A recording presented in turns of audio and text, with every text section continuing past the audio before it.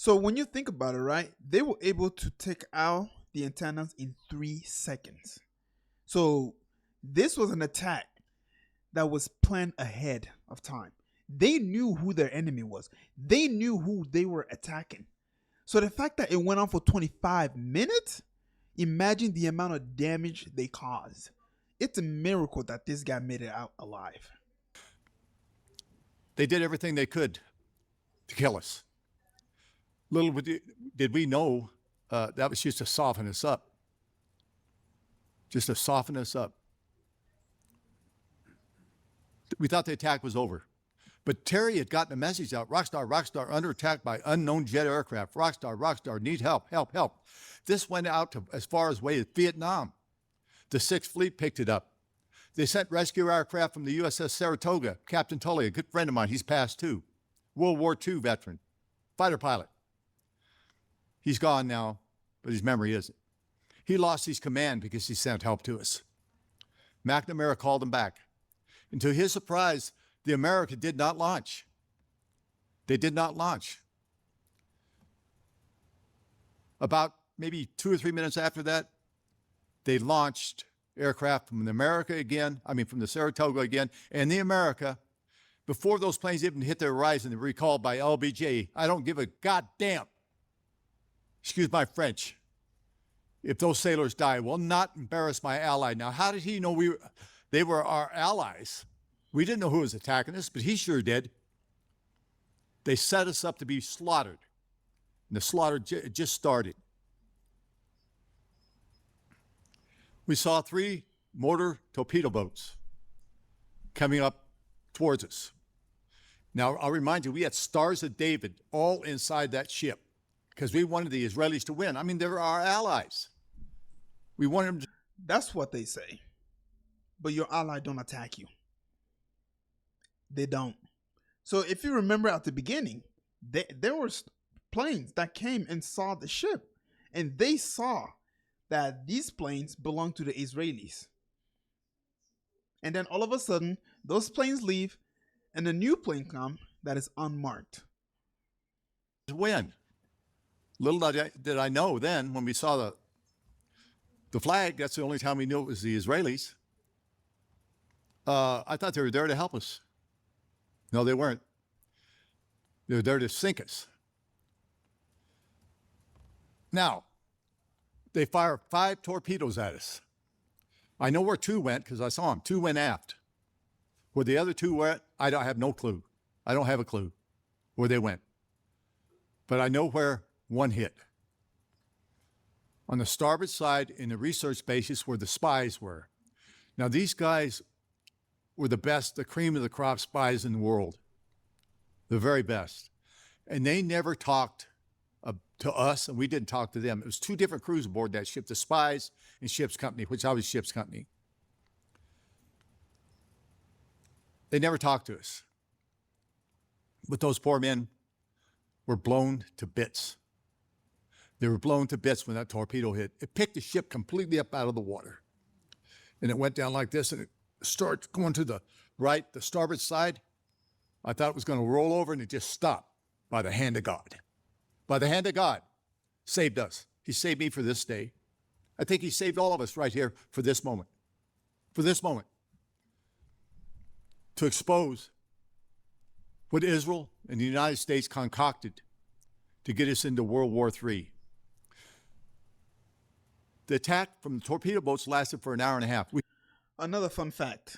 If that ship was to sink, we were this close to going to World War III. If that ship was to sink, it would have taken off. We had 3 flags we put up. 2 were shot down on the initial.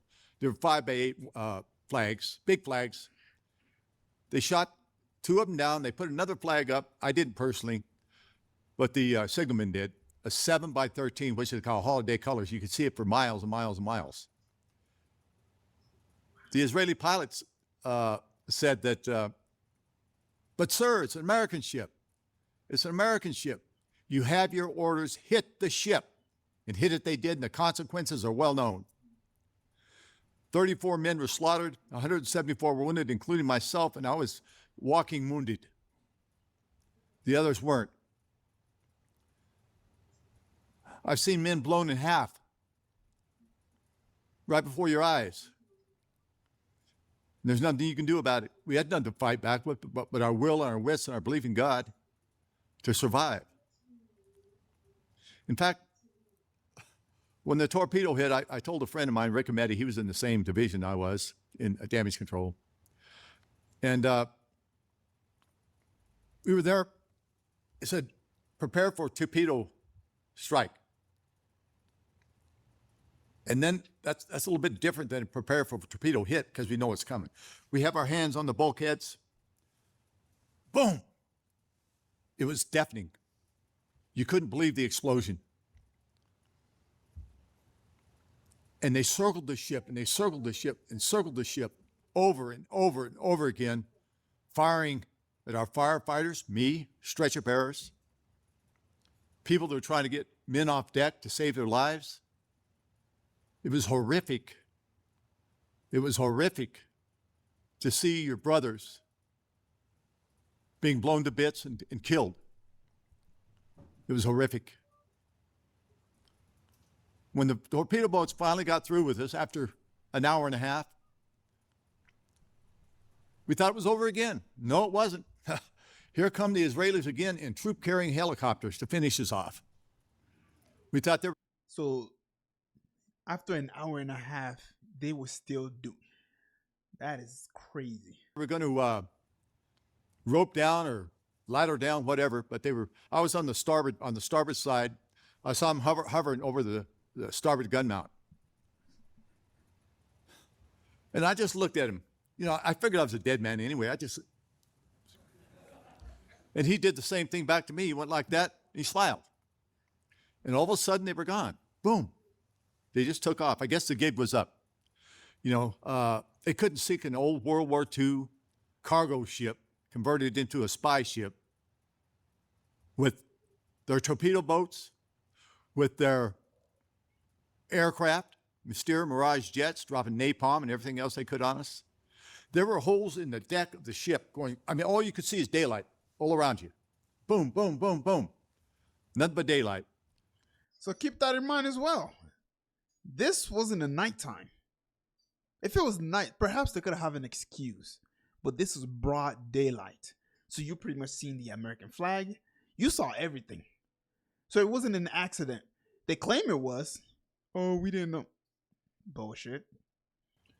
And this one fella, I won't even mention his name because he infuriates me.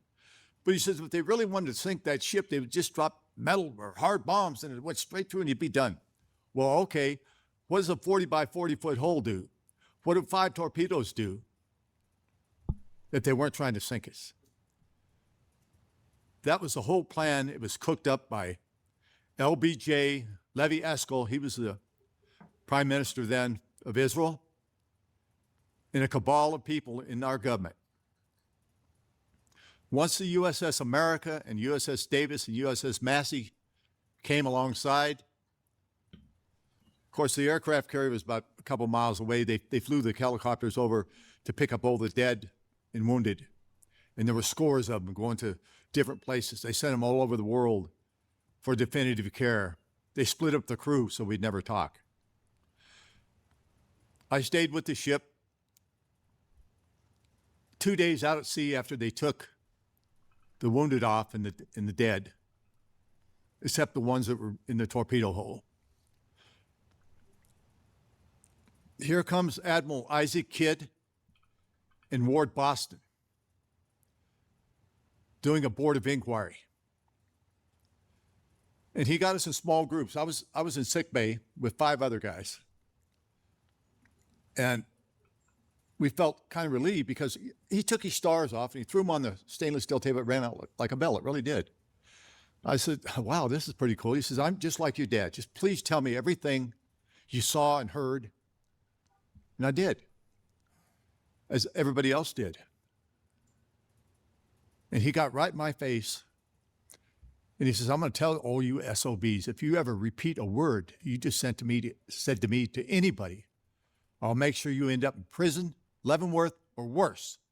You know what worse means? I said, yes, sir, I do.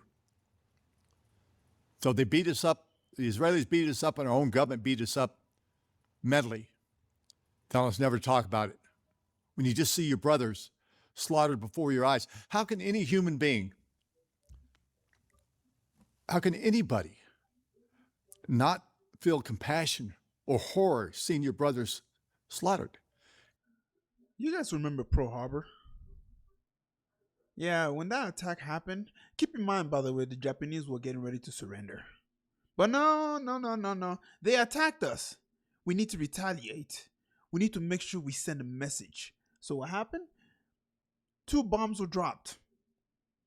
That's one example. Let's keep going.